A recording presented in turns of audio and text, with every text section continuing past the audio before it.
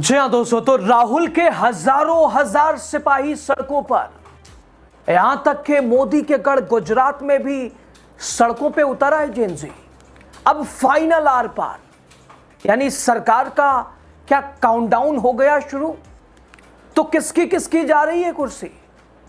दोस्तों, मोदी सरकार के खिलाफ पूरे देश में प्रदर्शन हो रहा है और मोदी जी के लाडले मंत्री का इस्तीफा तो मांगा ही जा रहा है। लेकिन अब जो खबर आ रही है वो तो दिल्ली में बैठे बीजेपी के चाणक्य सत्ता की मलाई चाट रहे, लगातार हो रही धांधली, पेपर लीक और फिर भी मंत्री कुर्सी पर बैठे।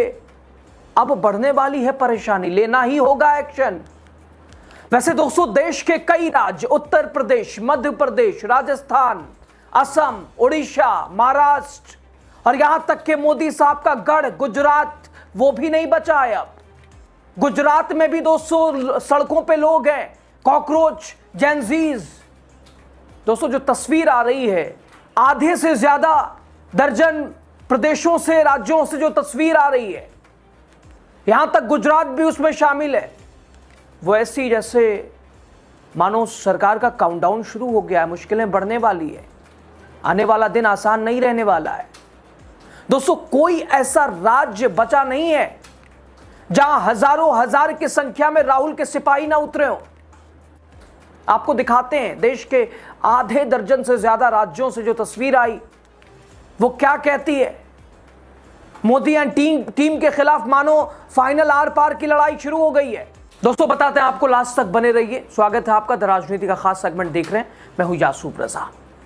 दोस्तों, सबसे महत्वपूर्ण, विपक्ष एकजुट हो रहा है और यहां तक कांग्रेस के जितने विंग्स थे फिलहाल एक जगह खड़े हो गए, जो खत्म हो चुके थे 14 के बाद, जिनको कोई पूछने वाला नहीं था, चाहे वो यूथ कांग्रेस हो, NSUI हो, चाहे महिला कांग्रेस हो। इन सब के अंदर भी एनर्जी न जाने कहां से आ गई हो। कॉकरोच जनता पार्टी ने शायद भर दी हो। सड़कों पर वाटर कैनन, सड़कों पर लाठियां, सत्ता का पूरा खेल, पूरा पावर, पूरा सिस्टम, लेकिन कोई पीछे हटने को तैयार नहीं है। ये युवा डटे हुए हैं। दोस्तों, अगर ये लड़ाई इसी शिद्दत से चलती रही तो इस सरकार में और कथित नरेंद्र मोदी की मनमर्जी तानाशाही के खिलाफ ये मानो आखिरी किल मानी जाएगी। सबसे पहले मोदी साहब के गढ़ की आप तस्वीर देखिए, जिस पर साहब को नाज है, गुजरात। देखिए ना, मोदी जी के राज्य गुजरात से जो खबर, दरअसल कांग्रेस पार्टी और उनके कुछ कार्यकर्ताओं ने लगातार बढ़ती महंगाई, पेपर लीक, पेट्रोल डीजल के दामों को लेकर राह चलते लोगों, पेट्रोल पंपों पर जाकर, साहब मेलोडी खाइए, बेरोजगारी है कोई बात नहीं, मेलोडी खाइए, सब भूल जाइए, पेट्रोल डीजल बढ़ गया, छोड़ो साहब, मेलोडी खाओ, पेपर लीक हो गया, ये लो मेलोडी खाओ। यानी दोस्तों, गुजरात में कांग्रेस के नेताओं ने ये शुरू किया, मेलोडी खाओ, छोड़ो सब भूल जाओ। पुलिस ने हिरासत में ले, बताइए, चॉकलेट बांटना या विरोध किसी भी प्रकार से करना क्या गुनाह हो गया है।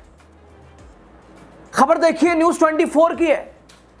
न्यूज़ 24 ने लिखा, गुजरात में कांग्रेस कार्यकर्ताओं ने पेट्रोल डीजल की बढ़ती कीमत पर मेलोडी बांटकर विरोध जताया। पुलिस ने टॉफी बांट रहे कांग्रेस कार्यकर्ताओं को हिरासत में ले लिया। इतने संगीन जुर्म के कारण लोकतांत्रिक मूल्यों वाली पार्टी ने प्रशासन द्वारा गिरफ्तार, शायद गुस्सा इसलिए तो नहीं, इटली की प्रधानमंत्री मेलोनी ने प्रधानमंत्री को अनफॉलो कर दिया, जिसे दिया मेलोडी उसी ने। देखिए जरा।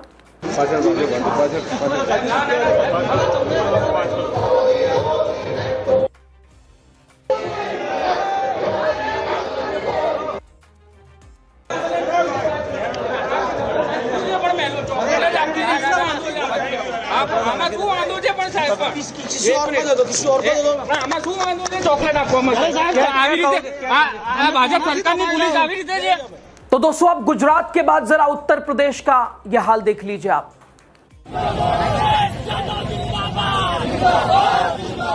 जब से भाजपा आई है, जब से भाजपा आई है, जब से भाजपा आई है, इंकलाब जिंदाबाद, जिंदाबाद, जिंदाबाद, इंकलाब जिंदाबाद, जिंदाबाद। पार्टी जिंदाबाद जिंदाबाद जिंदाबाद जिंदाबाद जिंदाबाद जिंदाबाद समाजवादी पार्टी जिंदाबाद जिंदाबाद जिंदाबाद।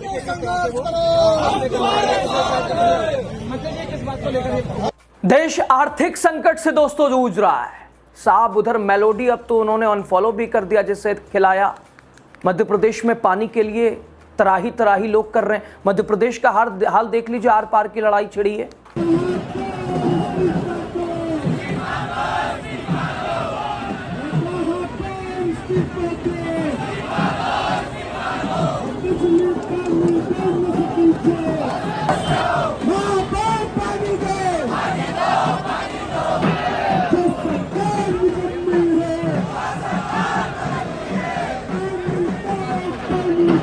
दोस्तों देश का युवा पूछ रहा है, ना आपसे शिक्षा मंत्री का इस्तीफा लिया जा रहा है, ना परीक्षाएं ईमानदारी से करवाई जा रही हैं। जब आपसे सिस्टम ही नहीं संभल रहा है, कुर्सी क्यों नहीं छोड़ देते? ओडिशा का हाल देखिए।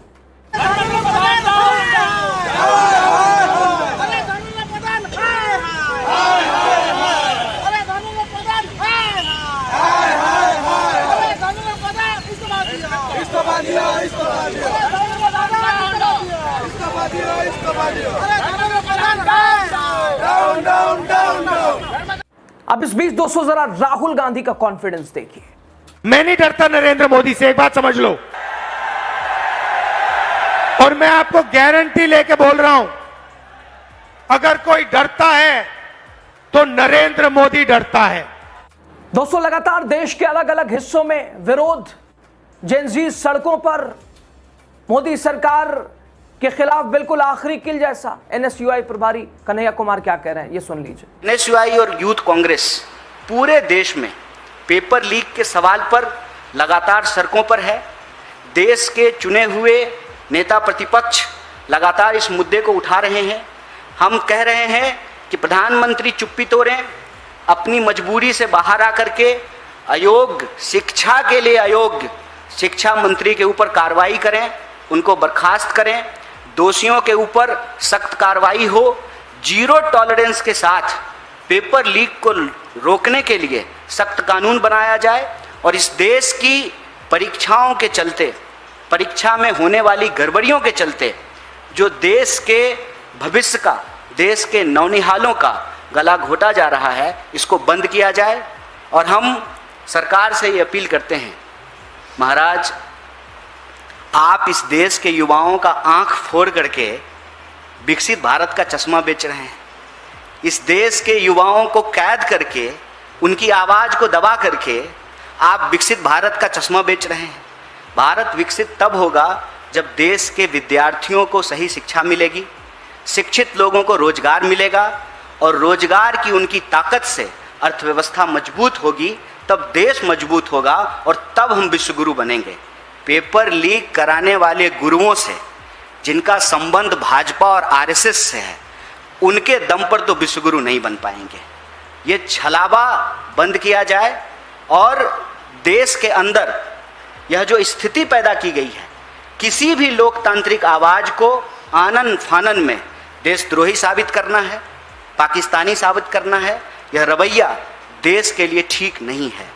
तो दोस्तों आधे दर्जन से भी ज्यादा प्रदेशों में और यहां तक के जहां बीजेपी का शासन है, युवा सड़कों पर है, मोर्चा खोला हुआ है, पुलिस हिरासत में ले रही है, कोई बात नहीं, ले लीजिए, हटेंगे थोड़ी ना पीछे, लाठियां खाएंगे, वाटर कैनन या जो कुछ भी सब बर्दाश्त करने को युवा तैयार है।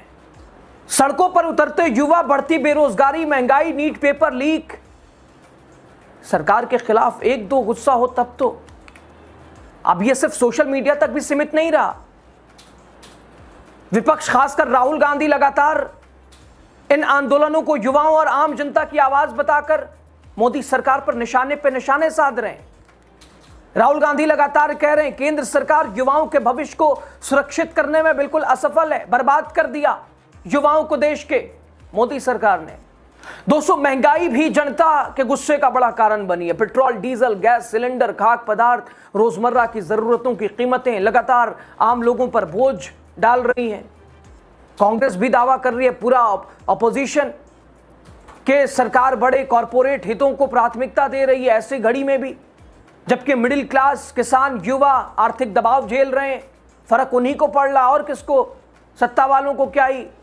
और यही वजह है कि कई राज्यों में जेनजीज, युवा, बेरोजगार कॉकरोच, कांग्रेस के कार्यकर्ता, कांग्रेस के सारे विंग्स, पूरा का पूरा संगठन विरोध प्रदर्शन करने उतर गया। मानो ये अब अगर यही शिद्दत आगे भी जारी रही तो बहुत ज्यादा दिन तो आसानी से चला पाना दिल्ली की सत्ता को आसान नहीं रहने वाला है।